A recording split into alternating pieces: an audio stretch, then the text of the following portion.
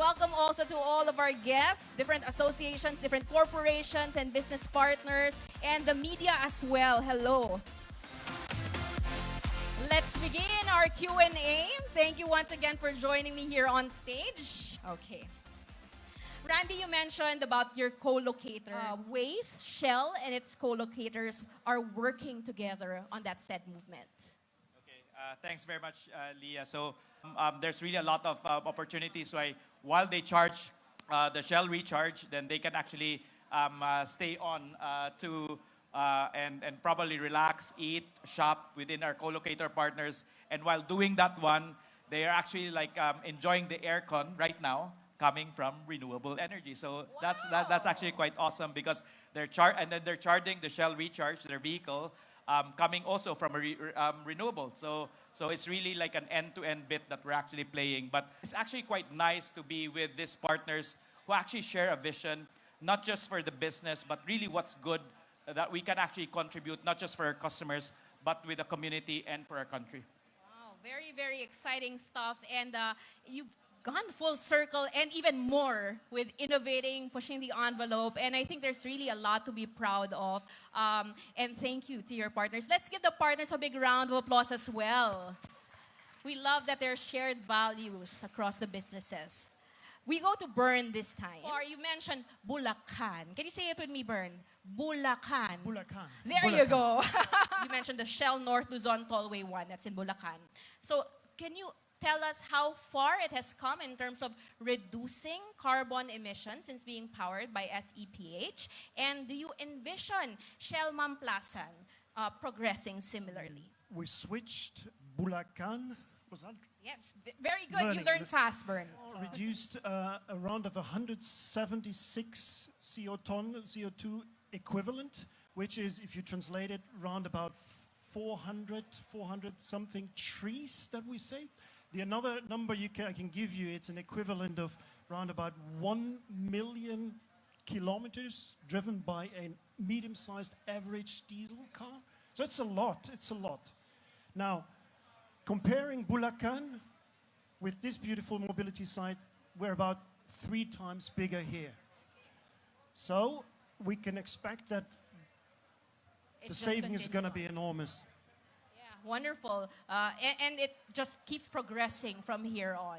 How do you envision the Philippine energy sector developing in the next decade? And how do you prepare to begin with this progress? We want to achieve net zero emissions by 2050 at pace with society. Now, the pace of the Philippines will be different compared with the other countries, but the whole world is moving that way. So different active spaces in terms of how we provide energy, how we use energy, and how we partner with sectors as well. Our construction and road sector, earlier this year, we had a workshop bringing together different companies with the Climate Change Commission, with DOE. I mean, in the past, you would not see these gatherings happening, but we are being that catalyst for change. We need also all the help that we can get from the different sectors, but the world indeed is changing. The Filipino consumer is changing as well, and it's so nice that Shell is at the forefront, bringing and working with that change and evolving to serve the Filipinos' needs. All right, we go to Randy once again.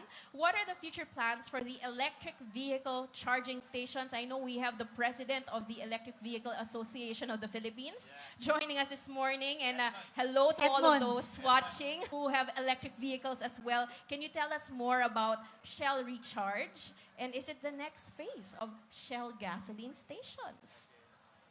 Thanks for this. For this to actually work, we need to actually collaborate a lot, whether it's from the OEMs, from the government, from Shell, from various societies, so that when we do this right.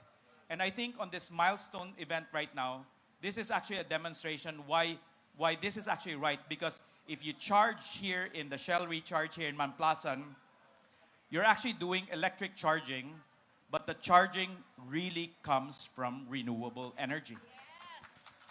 And that's really our commitment, because it's not just offering EV chargers that will actually come from not so clean solutions. We need to make sure, hand in heart, it actually comes from clean energies. Again, as the evolution on energy transition in the Philippines is actually a little different from where we are in Europe. So for the Philippines, we are still growing in fuels. We're still actually growing in the non-fuels. So we're going to be expanding more co-locator opportunities. We're going to have a lot of Shell Select expansion. We're going to be expanding on our car wash, or our Shell Helix oil change facility, and some of our core business beyond fuels, because that's the need of the Philippines. So there is growth. As we actually have no more lockdowns right now, there's a lot of movements, and Shell will be there to grow. And that's why we are providing solutions for both the current needs and the future needs. And I do hope that with the EV Association of the Philippines, with the OEMs, with the different car manufacturers and dealers, that will also, and I'm hearing that it actually is triggering as well, interest in more country entries. And with that, then we hope that together we can grow together. Yeah, I mean, we talk about electric vehicles as the future. The future is actually now, because it's already here and we have Shell Recharge. But what I like most is that it appears that Shell really is with the consumer, with the Filipinos, in every stage of their energy journey, whatever it may be. So whether it's fuel, whether it's electric, and other options within Shell Mobility, we can already, we don't just see it, we feel it. Bern, I'm going to go back to you. Prior to SEPH's operations in the Philippines, Shell has already been on the move in the energy space in other parts of the world, as mentioned by our speakers. Are there more Shell global initiatives in the renewable space that you plan to replicate here in the Philippines? Operating a renewable business in the Philippines is not an easy task. We have contracts in place from hydro. We have solar, we have geothermal, something very specific to the Philippines. And we're hoping to grow in other technologies as well. Is given to offshore wind, something where Shell has good expertise. In the Philippines, it's challenging. Where I come from, you would say it's pretty boring. It's flat, and it's flat, and no trees. It's very simple to put up a wind generator here. I know it's very challenging. Comes with a lot of potentially environmental impact. So we are very careful about that.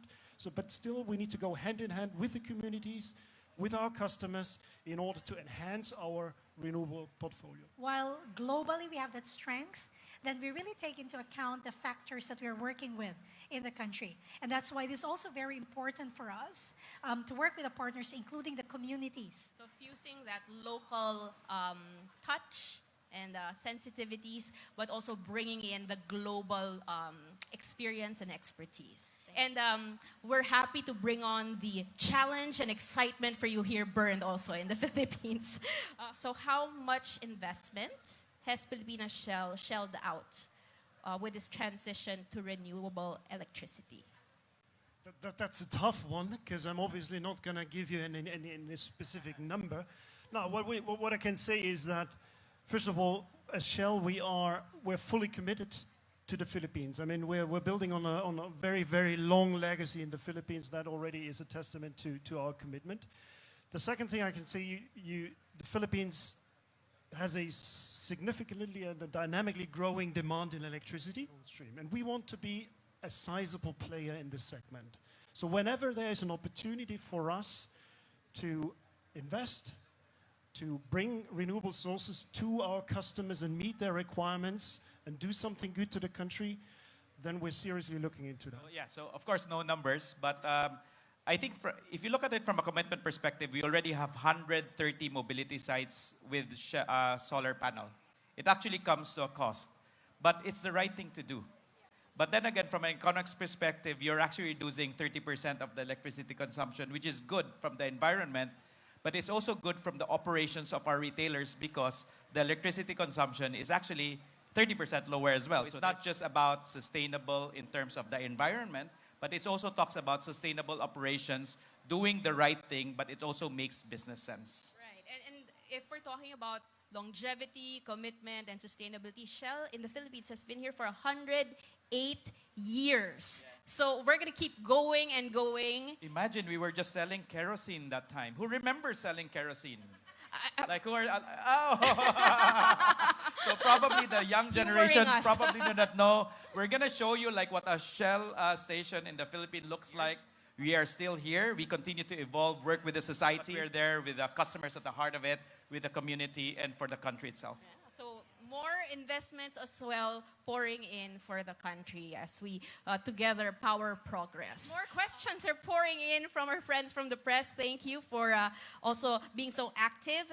Your work is cut out for you. Actually, just fortunate to actually have people around as well. It's just not me, but the team in mobility from our partners as well, helping really drive, or even from Shell driving this. So yeah, it's good to be a global company too, that we do have that experience. And everyone is just so passionate. There's a lot of energy around the team. I am told that it is time for me to wrap this up. But before we let you go, perhaps you'd like to share maybe a quick message to close everything. Randy, we'll start with We're you. able to really do this one because people make the difference real. And I'm truly proud that we actually have that network of around 17 to 20,000 people around the Philippines that's really committed to this journey towards net zero. People at the heart of it all. Thank you for not losing sight of that. Burned, final message? It goes internal, it goes to my fantastic team. Under the circumstances of COVID, keep the ideas coming, let's keep the work coming. It might be tough one day, sometimes, but the sun is always going to shine on the following day, so thank you. And look at those smiles, sunny smiles. Thank you to everyone working quietly behind the scenes. And Miss Lauralee. But I'm really proud about how we're moving forward and making a statement in our community in an integrated manner, and how we're really looking at end-to-end solutions. So we are here to stay, and we are here to grow, and looking forward to decades as a partner in nation building. But also think about how we consume energy, how we use energy. Don't just think about you yourself now, but think about the future generations that will also inhabit our world. Thank you. Thank you. Wow, what a way to end this panel discussion. Thank you for answering so thoughtfully, intelligently, and with a lot of heart. Please give our panelists one more time a big round of applause. And once again, we'd like to thank everyone for joining us today in this momentous occasion of launching Shell Energy Philippines' second fully sustainable station powered by renewable sources. From our speakers who are still joining me on stage, thank you so much. They've shared invaluable knowledge and insights. It has been a pleasure to have learned from you on how Shell is powering progress and is a partner of the country for change. Once again, my name is Leah Guerrero Santos. You have been a most fantastic, wonderful audience. Thank you for joining us. I invite you all to continue supporting Shell Philippines with their future endeavors, because this is only the beginning of achieving remarkable breakthroughs. Together, let's keep moving the Philippines forward. Good morning, everyone!